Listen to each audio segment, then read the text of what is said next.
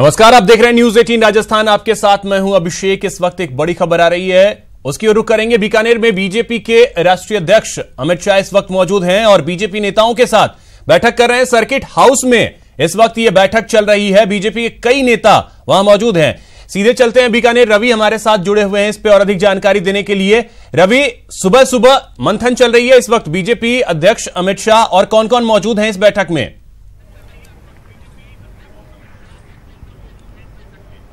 बिल्कुल अभिषेक, देर रात तक भाजपा के राष्ट्रीय अध्यक्ष अमित शाह आरएसएस की एक बैठक में शिरकत कर रहे थे और वहां से रात को तकरीबन 12 साढ़े 12 बजे वो बैठक पूरी करके और सर्किट हाउस बीकानेर में पहुंचे हैं, जहां सुबह से ही अमित शाह जो है वो वापस एक बार बैठकों का दौर जो है उनका यहां पर शुरू हो चुका है। आप देख सकते हैं कि सर्किट हाउस के बाहर भाजपा के जो नेता और कार्यकर्ता है वो यहाँ पर खड़े हैं, तो भीतर अमित शाह जो है वो 4 महत्वपूर्ण लोगों के साथ में एक बैठक जो है उसका आयोजन यहां पर कर रहे हैं। फिलहाल इस बैठक में भाजपा के प्रदेशाध्यक्ष मदन लाल सैनी, वी सतीश और साथ ही बात करें संगठन महामंत्री रामलाल, वो यहां पर शामिल हैं और बाहर जो है वो भाजपा के नेता और कार्यकर्ता यहां पर बैठे हुए हैं। अभिषेक, एक झलक मैं आपको यहां पर और दिखाना चाहूंगा कि किस तरह से इस बैठक की गंभीरता का अंदाजा लगाया जा सकता है कि केंद्रीय मंत्री अर्जुन राम मेघवाल जो है वो यहां पर बाहर बैठे हुए हैं और उनके साथ पार्टी के जिलाध्यक्ष शहर और देहात के ये तमाम लोग यहां पर बैठे हुए हैं। युवा मोर्चा के लोग जो हैं वो भी यहां पर बाहर बैठे हुए हैं और भीतर जो है चुनावों को लेकर बैठक और जो मंथन है वो चल रहा है। अर्जुन राम जी से थोड़ा सा जानने का प्रयास कर लेते हैं। अर्जुन जी, जो भीतर जो बैठक चल रही है, देर रात के बाद पुनः सुबह मंथन शुरू हो चुका है, भीतर इस वक्त कौन कौन है बैठक में? देखिए, अंदर जो बैठक चल रही है हमारे संगठन की दृष्टि से बूथ को कैसे मजबूत करें, इस क्रम में चल रही है। हमारे राष्ट्रीय पदाधिकारी हैं सब इस बैठक में जी। कल से अगर देखा जाए तो राष्ट्रीय अध्यक्ष जी बीकानेर संभाग में अलग अलग नेताओं, कार्यकर्ताओं और अलग अलग सम्मेलनों में शिरकत कर रहे हैं। समूची कवायद जो है वो इस दौरे की क्या निकल कर आती है अर्जुन जी? देखिए, हर दौरे में हमारे जो राष्ट्रीय अध्यक्ष जी हैं उनमें एक ही इनका उद्देश्य रहता है कि हम बूथ को कैसे मजबूत करें, और बूथ रचना और बूथ को मजबूत करने की बैठक ही ये समय समय पर लेते रहते हैं। इसी श्रृंखला में अभी बैठक चल रही है। ये बैठक कब तक चलेगी और इसके बाद अमित शाह जी का क्या कार्यक्रम है? अभी इस बैठक के बाद अमित शाह जी रायपुर जाएंगे, मध्य प्रदेश के रायपुर। ये है अर्जुन राम जी मेघवाल। अभिषेक, आपने देखा कि उन्होंने बताया कि ये बैठक जो चल रही है भीतर, इसकी क्या अपने आप में अहम बैठक है और जो समूचा जो बीजेपी की कवायद है वो बूथ लेवल को यहाँ पर मजबूत करने की है। जैसा कि कल अमित शाह खुद अपने अनेक भाषणों में कह रहे थे कि बूथ का कार्यकर्ता अगर मजबूत है तो विधानसभा और लोकसभा के जो चुनाव हैं उनको साधा जा सकता है, और यही एक वजह है कि उन्होंने यहाँ पर आकर कार्यकर्ता को जीत का मंत्र दिया है और कल से लेकर अब तक लगातार उन्होंने बैठकों का दौर यहां पर जारी रखा हुआ है। जी अभिषेक। बिल्कुल रवि, तो बेहद अहम ये बैठक ये साफ तौर पर दिख रहा है और यहां के बाद रायपुर जाने का भी अमित शाह का कार्यक्रम है। फिलहाल बहुत बहुत शुक्रिया आपका रवि इन तमाम जानकारियों के लिए और इन तमाम अपडेट्स के लिए। तो अमित शाह इस वक्त बैठक कर रहे हैं बीकानेर में। इसी बीच एक बड़ी खबर आपको बता दें, नोएडा से है, जहां पर नोएडा के थाना सेक्टर 20 इलाके में अवैध कामों को लेकर शिकायत करने पर एक युवक की हत्या कर दी गई। दरअसल सेक्टर 8 में रहने वाला 25 साल का अजय बजरंग दल का सक्रिय कार्यकर्ता था। कुछ बदमाशों ने उसकी गोली मारकर हत्या कर दी। मृतक अजय के परिजनों का आरोप है कि सेक्टर 8 में कई दिनों से सट्टा बाजार और नशीले पदार्थों की बिक्री चल रही थी, जिसको लेकर अजय ने कई बार थाने में शिकायत की थी, लेकिन पुलिस ने कोई कार्रवाई नहीं की, जिसके चलते बदमाशों ने अजय की हत्या कर दी। अजय को आनंद फानन में अस्पताल ले जाया गया, जहां डॉक्टरों ने उसे मृत घोषित कर दिया।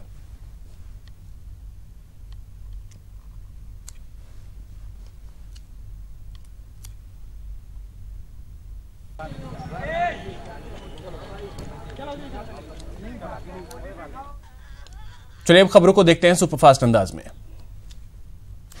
कर्मचारी संगठन और हाई पावर कमेटी के बीच वार्ता विफल हो गई है, जिसके बाद प्रदेश में कर्मचारियों की हड़ताल जारी रहेगी। प्रदेश में रोडवेज कर्मचारियों का चक्का जाम जारी है। हड़ताल को लेकर हाई पावर कमेटी की बैठक हुई। बैठक के बाद मंत्री राजपाल सिंह ने कहा कि रोडवेज कर्मी सरकारी कर्मचारी नहीं हैं। प्रदेश दौरे पर आए बीजेपी के राष्ट्रीय अध्यक्ष अमित शाह ने राजस्थान के रण में हुंकार भरी। इस दौरान उन्होंने कहा कि बीजेपी ने पिछड़ों के लिए कई काम किए हैं। राजस्थान फतह करने के लिए कांग्रेस की चुनावी कमेटी तैयार हो गई है। सांसद रघु शर्मा को कैंपेन कमेटी की जिम्मेदारी मिली है। वहीं पायलट चुनाव समिति के अध्यक्ष बने। साथ ही गहलोत को कोऑर्डिनेशन कमेटी की कमान सौंपी गई है। गुरुवार को सचिवालय में सरकार और जाट प्रतिनिधियों के बीच वार्ता विफल होने के बाद आज एक बार फिर सरकार ने जाट प्रतिनिधियों को जयपुर आने का न्योता दिया है। भरतपुर में होने वाला जाट समाज का आंदोलन स्थगित हो गया है। सरकार की ओर से वार्ता का न्योता मिलने के बाद आंदोलन स्थगित करने की घोषणा की गई। सत्याग्रह के दौरान विधायक धीरज गुर्जर की तबीयत बिगड़ गई, जिसके बाद उन्हें भीलवाड़ा के अस्पताल में भर्ती करवाया गया।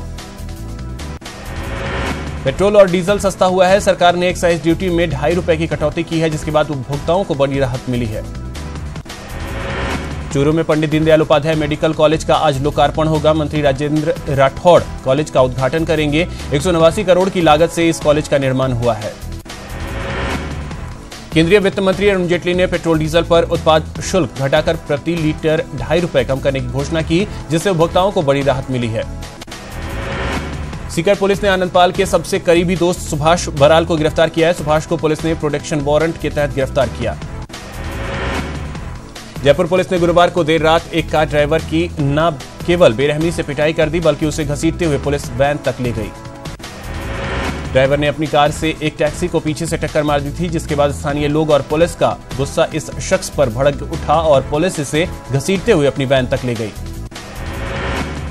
रतनगढ़ पुलिस को सोने की तस्करी के मामले में मिली सफलता। सोने की तस्करी करने वाले युवक को हिरासत में लिया गया है। आरोपी ने दुबई से 5 किलो सोने की तस्करी की थी। पीएम मोदी के अजमेर दौरे की तैयारियां जोरों पर चल रही हैं। बीजेपी के पूर्व प्रदेश अध्यक्ष अशोक परनामी ने सभा स्थल कैड विश्राम स्थली का जायजा लिया। केंद्रीय मंत्री विजय गोयल दौसा जिले के दौरे पर रहे, जहां उन्होंने बांदीकुई जंक्शन में होने वाले निर्माण कार्यों का शिलान्यास किया। प्रदेश में राज्य कर्मचारियों की हड़ताल चुनावी मुद्दा बनती जा रही है। एक और जहां कांग्रेस कर्मचारी संगठनों को उनकी मांगे पूरी करने की बात कह रही है, तो वहीं बीजेपी ने इन हड़तालों को पूरी तरह से चुनावी मौसम की हड़ताल बताया। प्रदेश के गृह मंत्री गुलाबचंद कटारिया ने हड़ताली कर्मचारियों के लिए कहा है कि चुनाव आते ही ऐसे हड़ताल आते हैं, लेकिन वो अपना काम कर रहे हैं और सरकार अपना काम करेगी। अजमेर में हड़ताल कर रहे रोडवेज कर्मचारियों से कांग्रेस सांसद रघु शर्मा ने मुलाकात की और बातचीत की। इस दौरान रघु शर्मा ने परिवहन मंत्री यूनुस खान पर भ्रष्टाचार का आरोप लगाते हुए कहा कि यूनुस खान ने रोडवेज का बट्टा बिठा दिया। Kota GDB girls science college में छात्र संघ की नई कार्यकारिणी का शपथ ग्रहण समारोह आयोजित हुआ। गृह मंत्री गुलाबचंद कटारिया ने समारोह में शिरकत की।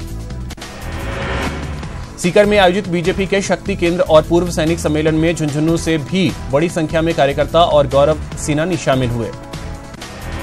चूरू के तारानगर में एक कार्यक्रम के दौरान कांग्रेस के पूर्व विधायक डॉक्टर चंद्रशेखर वैद ने बीजेपी पर निशाना साधा। उन्होंने बीजेपी पर हमला करते हुए कहा कि बीजेपी सरकार ने चौधरी कुंभाराम नहर का रकबा काटकर किसानों के साथ कुठाराघात किया है। दिल्ली में किसानों पर हुए लाठीचार्ज के विरोध में दौसा में यूथ कांग्रेस ने प्रदर्शन किया। इस दौरान यूथ कांग्रेस के जिलाध्यक्ष सुरेंद्र गुर्जर ने कहा कि बीजेपी सरकार में किसानों की स्थिति काफी दयनीय हो गई है।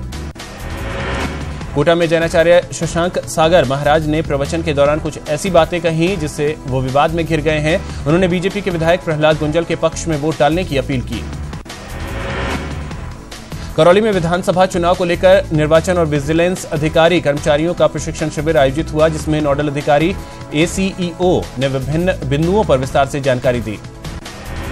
चूरू के तारानगर में निर्वाचक रजिस्ट्रीकरण पदाधिकारी मीनू वर्मा ने राजनीतिक दलों के पदाधिकारियों और बूथ लेवल एजेंटों की बैठक ली। बैठक में राजनीतिक दलों को ईवीएम और वीवीपैट की जानकारी दी गई। प्रतापगढ़ के खेरोट ग्राम पंचायत में बूथ अधिकारियों ने वोटर्स को मतदान से जुड़ी जानकारी दी। इस दौरान मतदाताओं को वोटिंग लिस्ट भी दिखाई गई। टोंक में एसीबी की टीम ने एक बड़ी कार्रवाई करते हुए निवाई एसडीएम के ड्राइवर किशन लाल खंगार को 2000 रुपए की रिश्वत लेते हुए रंगे हाथों गिरफ्तार किया। बीकानेर एसीबी की टीम ने ग्राम पंचायत अर्जुनसर में हुए विकास कार्य में भ्रष्टाचार की जांच को लेकर ग्रामीणों और वार्ड पंचों के बयान दर्ज किए। चूरू के बीनासर में एक विवाहिता का शव खेत में बने कुंड में मिला। मामले में पीहर पक्ष ने हत्या का आरोप लगाते हुए केस दर्ज करवाया है। झुंझुनू के पिलानी इलाके में शराब के ठेके पर कुछ बदमाशों के अंधाधुंध फायरिंग से हड़कंप मच गया। इस दौरान गोली लगने से एक बुजुर्ग घायल हो गया। झुंझुनू में पुरानी बस स्टैंड के पास एक पूर्व सैनिक का आरोपियों से भरा बैग पार हो गया। बैग में करीब 5,24,000 रुपए थे। कोटा की उद्योग नगर थाना पुलिस ने कार्रवाई करते हुए गैंगरेप मामले में फरार चल रहे आरोपी को गिरफ्तार किया है। आरोपी पर 2,000 रुपए का इनाम भी था। करौली जिला पुलिस ने बड़ी कार्रवाई की है, जहां पर 2 अलग अलग गिरोह का पर्दाफाश किया है। वाहनों की ठगी करने वाले सरगना समेत 3 सदस्य को गिरफ्तार किया गया है। साथ ही नौकरी का झांसा देने वाले मास्टरमाइंड को भी गिरफ्तार किया गया है। करौली में सुप्रीम कोर्ट के रोक के बाद भी अवैध खनन जारी है। हिंडौन कोतवाली पुलिस ने अवैध बजरी से भरे 12 ट्रैक्टरों को जब्त किया। उदयपुर की प्रतापनगर पुलिस ने कच्ची शराब बनाते हुए 4 युवकों को गिरफ्तार किया है। पुलिस ने मौके से करीब 21 भट्टियों को भी नष्ट किया। चित्तौड़गढ़ में बदमाशों के हौसले बुलंद हैं। दिन दहाड़े 3 बदमाशों ने घर में घुसकर बुजुर्ग के हाथ पैर बांधकर लाखों की लूट की वारदात को अंजाम दिया। प्रतापगढ़ की धोलापानी थाना पुलिस ने नाकेबंदी के दौरान एक MP नंबर की बोलेरो जीप से 76 किलोग्राम अवैध डोडा चूरा बरामद किया है। धौलपुर के राजाखेड़ा इलाके में शराब के नशे में 2 दोस्तों में झड़प हो गई। पैसों के लेन देन को लेकर विवाद इतना बढ़ गया कि एक दोस्त ने दूसरे दोस्त पर कट्टे से हमला कर दिया। बहुचर्चित ANM भंवरी देवी हत्याकांड के आरोपी पूर्व मंत्री महिपाल मदेरणा को कोर्ट ने 1 दिन की अंतरिम जमानत दे दी है। कोटा में रिश्वत लेने के मामले में कोर्ट ने कनिष्ठ लिपिक को 4 साल की सजा सुनाई है। साथ ही कोर्ट ने आरोपी पर 15,000 का जुर्माना भी लगाया। जोधपुर में दहेज हत्या के एक मामले में कोर्ट ने आरोपी पति को उम्र कैद की सजा सुनाई है। साथ ही मामले में आरोपी सास और उसकी दोनों बेटियों को भी कोर्ट ने 10-10 साल की सजा सुनाई। बूंदी में एक हॉस्पिटल के ICU वार्ड में अचानक आग लग गई, जिससे आसपास के वार्ड में अफरा तफरी मच गई। ICU में भर्ती मरीजों को समय रहते सुरक्षित निकाल लिया गया। कोटा के नयापुरा इलाके में एक सांप पेड़ पर लटका हुआ मिला। बताया जा रहा है कि सांप पिछले 2 दिन से वहां फंसा हुआ है। बिल्डिंग बायलॉज की मांग को लेकर माउंट आबू बंद है। गुरुवार को आबू संघर्ष समिति के बैनर तले प्रदर्शन और रैली निकाली गई। बिल्डिंग बायलॉज की मांग को लेकर माउंट आबू के लोगों ने आर पार की लड़ाई शुरू कर दी है और अनिश्चितकालीन बंद का आह्वान किया। अटरूबारा विधायक रामपाल मेघवाल ने कोटा शिवपुरी 4 लेन हाईवे पर सवाल उठाए हैं। कोटा से 12 तक हाईवे की हालत खराब है। भीलवाड़ा में विधायक धीरज गुर्जर के सत्याग्रह के समर्थन में NSUI भी खड़ा हो गया है। यहां 7 छात्र टावर पर चढ़ गए। टावर पर चढ़े छात्रों में 2 छात्राएं भी शामिल हैं। हड़ताली रोडवेज कर्मचारियों ने हनुमानगढ़ जंक्शन में प्रदर्शन किया। कर्मचारियों ने जंक्शन में रोडवेज डिपो से भगत सिंह चौक तक रैली निकाली। अजमेर में कर्मचारियों ने अपना अनिश्चितकालीन क्रमिक अनशन शुरू किया है। पहले दिन 8 कर्मचारियों ने इस अनशन में भाग लिया और अपनी मांगों को लेकर सरकार के खिलाफ नारेबाजी की। भरतपुर में पंचायती राज कर्मचारियों ने अपनी मांगों को लेकर क्रमिक अनशन शुरू कर दिया है। पंचायती राज से जुड़े कार्मिकों ने जिला कलेक्ट्रेट पर धरना देकर प्रदर्शन किया। प्रदेश भर में चल रही कई विभागों के कर्मचारियों की हड़ताल और कार्य बहिष्कार का असर झालावाड़ में भी देखने को मिल रहा है। कलेक्ट्रेट कार्यालय समेत कई विभागों में सन्नाटा पसरा हुआ है। बूंदी में कई विभागों के कर्मचारियों और अधिकारियों की हड़ताल। इस कड़ी में सहायक कर्मचारी भी 2 दिन की हड़ताल पर उतर आए हैं। भीलवाड़ा में RDS पंचायत प्रसार अधिकारी और ग्राम पंचायत अधिकारी कार्मिक अनशन कर रहे हैं। गुरुवार को 7 कर्मचारी कार्मिक अनशन पर बैठे।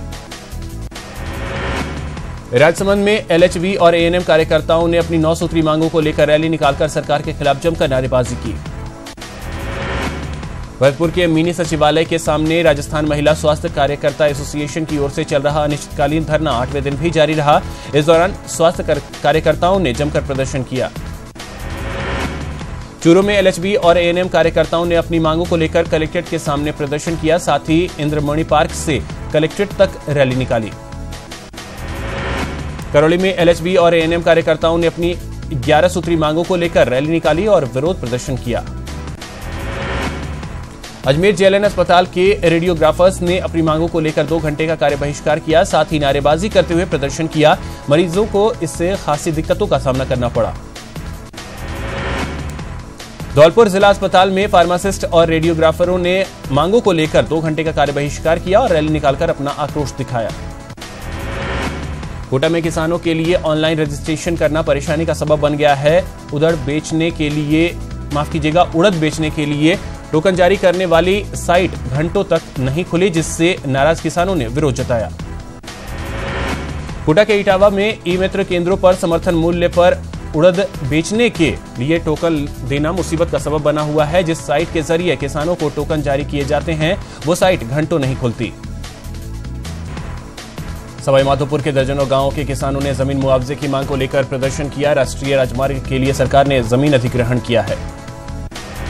बीकानेर के खाजूवाला में एक किसान लोन पास करवाने के लिए पिछले 6 महीने से बैंक का चक्कर काट रहा है। अजमेर में पेयजल की समस्या को लेकर बार एसोसिएशन ने हस्ताक्षर अभियान के जरिए लोगों से आंदोलन में जुड़ने की अपील की। डूंगरपुर में 3rd ग्रेड शिक्षक भर्ती रीट लेवल प्रथम के चयनित अभ्यर्थियों ने नियुक्ति आदेश जारी नहीं होने पर कलेक्ट्रेट पर जमकर प्रदर्शन किया। कोटा के नदी पार्क क्षेत्र में पिछले 15 दिनों से पैंथर का मूवमेंट है, जिससे नाराज स्थानीय लोगों ने नगर निगम के ऊपर हल्ला बोल दिया। सरदार शहर में बस स्टैंड के क्षतिग्रस्त मुख्य सड़क की मांग को लेकर ऑटो चालकों ने नारेबाजी कर जमकर प्रदर्शन किया। उदयपुर में 5 और 6 अक्टूबर को अंतर्राष्ट्रीय कॉन्फ्रेंस का आयोजन होगा। कॉन्फ्रेंस में 400 प्रतिभागी भाग लेंगे। टोंक में विधायक अजीत मेहता ने गार्गी और पद्माक्षी पुरस्कार समारोह में 4 छात्राओं को पुरस्कार देकर सम्मानित किया। भरतपुर के मास्टर आदितेंद्र राजकीय विद्यालय में बेटी पढ़ाओ बेटी बचाओ योजना के तहत मेधावी बालिकाओं को गार्गी पुरस्कार से सम्मानित किया गया। करौली में शिक्षा विभाग की ओर से एक निजी स्कूल में मेधावी छात्राओं को गार्गी पुरस्कार से सम्मानित किया गया। खाजूवाला के शहीद ओम प्रकाश राजकीय विद्यालय में गार्गी पुरस्कार वितरण समारोह का आयोजन हुआ। 58 बालिकाओं को गार्गी पुरस्कार से सम्मानित किया गया। धौलपुर के राजकीय बालिका उच्च माध्यमिक विद्यालय में भी गार्गी पुरस्कार समारोह आयोजित किया गया। चूरू के तारानगर में शांति देवी कोदाई बालिका स्कूल की करीब 1200 छात्राओं को गार्गी पुरस्कार से सम्मानित किया गया। बाड़मेर में राज्य सरकार की ओर से दिए जाने वाले गार्गी पुरस्कार का जिला स्तरीय आयोजन हुआ। रतनगढ़ में ब्लॉक स्तरीय गार्गी पुरस्कार वितरण समारोह का आयोजन किया गया। समारोह में 767 छात्राओं के बीच गार्गी पुरस्कार वितरित किया गया। डूंगरपुर में शिक्षा विभाग की ओर से जिला स्तरीय गार्गी और पद्माक्षी अवार्ड समारोह का आयोजन हुआ। समारोह में विभाग की ओर से 369 मेधावी छात्राओं को सम्मानित किया गया। दौसा के आनंद शर्मा बालिका विद्यालय में गार्गी एवं पद्माक्षी पुरस्कार वितरण समारोह का आयोजन किया गया। इस समारोह में करीब 700 बालिकाओं को सम्मानित किया गया।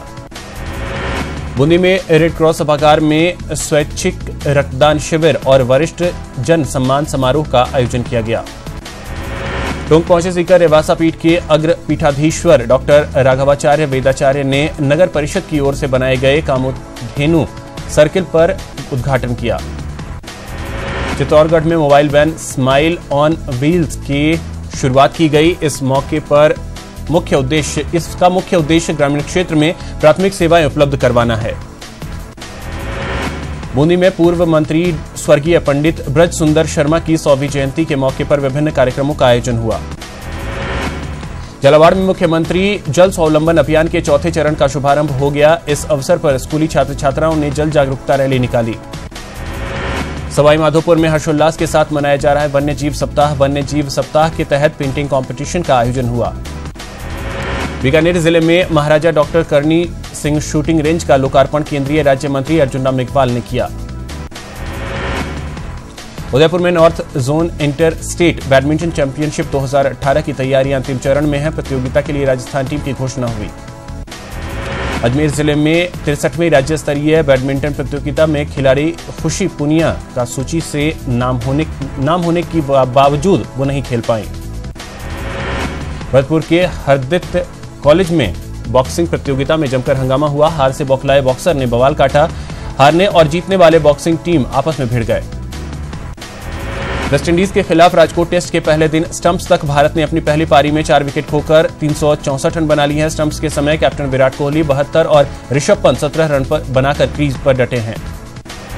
राजकोट में वेस्टइंडीज के खिलाफ पहले टेस्ट में पृथ्वी शॉ ने धमाकेदार डेब्यू किया। भारत की ओर से टेस्ट क्रिकेट में डेब्यू करने वाले 293 खिलाड़ी बन गए और उन्होंने शानदार शतक जड़ा।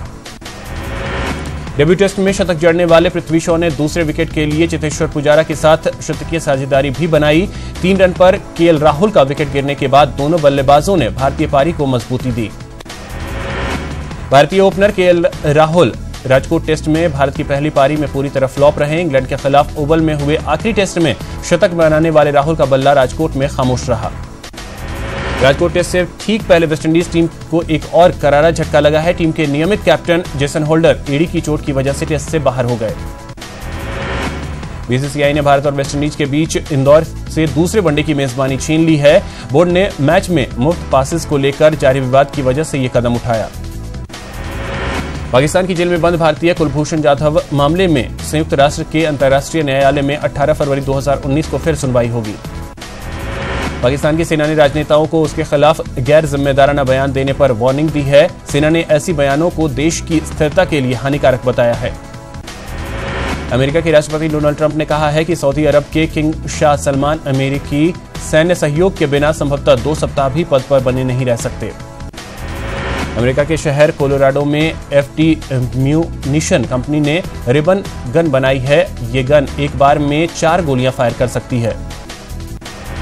चीन पाकिस्तान आर्थिक गलियारे CPEC में सऊदी अरब के तीसरे रणनीतिक भागीदार होने की घोषणा के कुछ ही दिन बाद पाकिस्तान ने यू टर्न ले लिया है। पाक सरकार ने ऐलान किया है कि सऊदी अरब अब इसका हिस्सा नहीं होगा। फ्रांस का कुख्यात गैंगस्टर रोडिन फैड एक बार फिर पुलिस की गिरफ्त में आ गया है। रोडिन फैड 3 महीने पहले किसी फिल्मी स्टाइल में जेल से फरार हो गया था।